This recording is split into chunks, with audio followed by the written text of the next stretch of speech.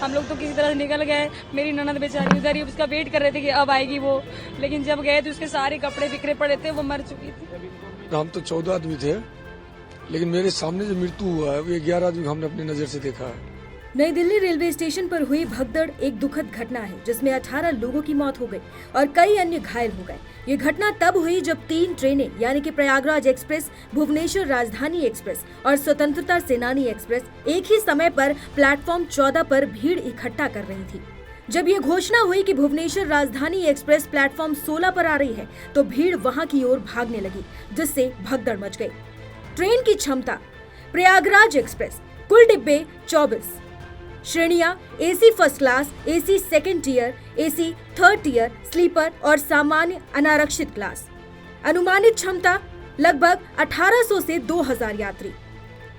स्वतंत्रता सेनानी एक्सप्रेस कुल डिब्बे 22, श्रेणियां 4 अनारक्षित second sitting, 6 sleeper, 1 pantry car, 5 third AC, 2 second AC, first AC, 1 विकलांग यात्रियों के लिए कोच और 1 पावर जनरेटर कार। अनुमानित क्षमता लगभग 1500 से 1800 यात्री।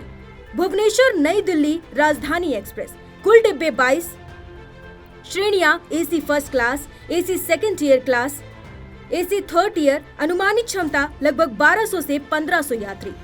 अब आपको बताते हैं कि दिल्ली रेलवे स्टेशन पर मची भगदड़ के मुख्य कारण क्या है। भीड़ का दबाव: शाम 7 बजे से ही भीड़ बढ़ने लगी थी, लेकिन इस पर ध्यान नहीं दिया गया।